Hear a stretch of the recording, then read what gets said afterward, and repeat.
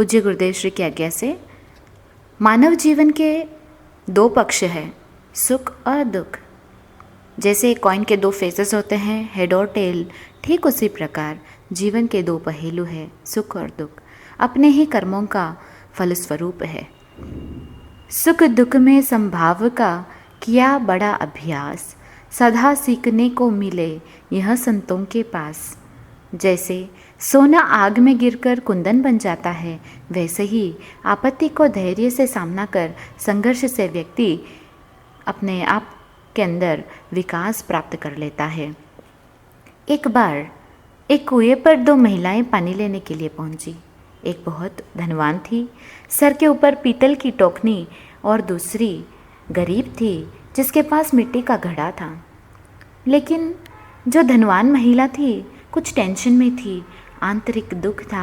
जब से ससुराल में आई, छोटा बड़ा नुकसान, सास ननद कंप्लेंट्स, ताने देती, प्रतिदिन क्लेश। सोचा कि आत्महत्या कर लूं। विचार बहुत स्ट्रांग थे। मिट्टी का घड़ा पीतल की टोकनी को देखकर हंसने लगा। टोकनी शर्मा गई। सेठानी ने घड़े को कहा, तू मेरी टोकनी को देखकर क्यों हंस रहा है? घड़े ने कहा, मैं टोकनी देखकर नहीं, तुझे देखकर हंस रहा हूँ। उसने पूछा, इसका कारण क्या है? घड़े ने कहा, जो आए हुए संकटों से नहीं घबराता, हिम्मत से काम लेता है, अपने जीवन को आदर्श बनाता है, और तुम इतने छोटे से दुख के लिए भयभीत हो रही हो। मैं अपनी ही आप बीती तुम्हें बताता हूँ। सबसे पहले मैं एक किसान के खेत में मिट्टी के रूप में सर्दी, गर्मी, धूप, छाया आदि बहुत सारी कठिनाइयाँ आई, लेकिन मैं घबराया नहीं। फिर कुम्हार आया, कुदाली से खोदना चालू किया। अंग प्रत्यंग काटे तो बड़ी वेदना होती है। कुम्हार ने पानी और भूसे के साथ मिलाया और पैरों से खूब साना। चाक पर रखकर डंडे के साथ बहुत घुमाया। घुमा घुमा कर घड़े का रूप बनाया। धूप में सुखाया, घड़ा अच्छा बन गया। भट्टी में डाला। Everyone comes.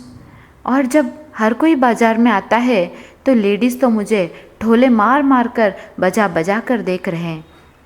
और एक महिला मुझे पसंद करती है।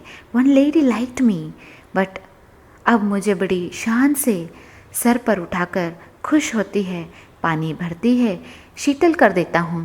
पूरे परिवारजन मेरे से खुश है। रही मन विपदा हूँ भली, जो थोड़े दिन होए, हित अनहित या जगत में जान परे सब कोई।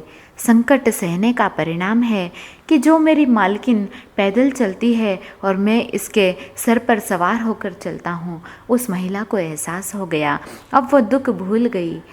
मुहावरा बहुत ही प्रसिद्ध है कि डूबते को तिनके का सहारा। सागर में डूबते समय तिनके का बहुत सहारा मिलता है।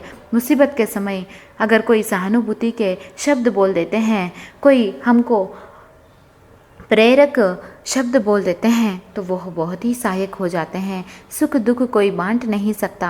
जैसे भगवान महावीर स्वामी गुणशील उद्यान में राजगृही नगरी के अंदर विराजमान होते हैं। गौतम स्वामी जब भिक्षा के लिए निकले, अन्य सभी तैर्तिक लोग, इनके भगवान महावीर कहते हैं, कोई किसी का दुख दर्द नहीं बांट सकता, बट जीवन में देखते हैं सुख दुख में एक दूसरे के काम आता ही है। गौतम स्वामी के मन में जिज्ञासा उत्पन्न हो गई। भगवान महावीर स्वामी के पास जब प्रजा की प्रत्येक जीव को अपने किए कर्मों का फल भोगना ही पड़ता है, अपने कर्मों से उत्पन्न हुए हैं, और तो दूसरा इसमें हिस्सेदार कैसे हो सकता है? There is no partnership business in happiness and sorrow. You can not share your happiness, you can not share your sorrow. आज की जनरेशन सुख पाने के पीछे है, हर डिफ़िकल्टीज़ को दूर भगाने की कोशिश में है।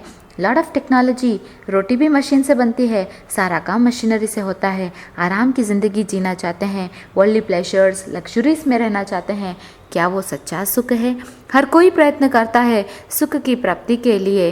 तुलसीदास कहते हैं, यत्न बहुत सुख के लिए, दुख का किया न कोई। तुलसी यहाँ आश्चर्य है, अधिक अधिक दुख होए। जितने टेक्नोलॉजी के साधन ज़्यादा हैं, भय को उत्पन्न कराता है, दुख का कारण बन जाता है। वहाँ पर पीस ऑफ माइंड नहीं रहता है। तो चिंतन करना है कि पीस ऑफ माइंड कहाँ है। पीस ऑफ माइंड की खोज के लिए आप निरंतर श्रवण करते रहे। जिनवाणी का श्रवण करेंगे तो सुख की प्राप्ति हो सकती है। आनंद ही आनंद। जय गुरु शुभ, जय गुरु पारस, जय गुरु पदम।